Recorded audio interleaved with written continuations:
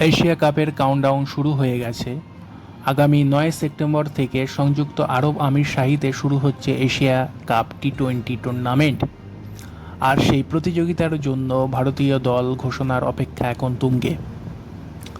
Board সূত্রে খবর, ১৯শে August মুম্বাইয়ে হবে দল নির্বাচন।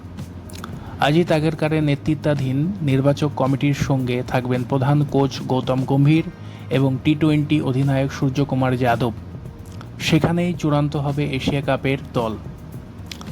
কাদের জায়গা অনিশ্চিত। এই দল ঘোষণার বড় চমক আসতে পারে টেস্ট দলের অধিনায়ক শুভমন গিল, লোকেশ রাহুল, যশস্বী জয়সওয়াল। এই ৩ তারকাকে হয়তো এশিয়া কাপে দেখা যাবে না। কেন বাদ পড়তে পারেন? ওপেনার হিসাবে নির্বাচকদের ভরসা এখন সঞ্জু স্যামসন এবং অভিষেক শর্মার উপর।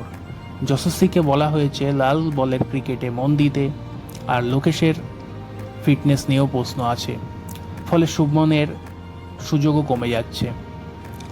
এশিয়া কাপ শুরু হবে ৯ সেপ্টেম্বর। ভারতের প্রথম ম্যাচ ১০ তারিখ আমির শাহির বিরুদ্ধে, আর ১৪ই সেপ্টেম্বর চিরপ্রতিদ্বন্দ্বী পাকিস্তানের সঙ্গে মহরণ। কাদের জায়গা হবে আর কাদের জায়গা হবে না, সেসব প্রশ্নের উত্তর মিলবে ১৯শে আগস্ট। নজর থাকুন।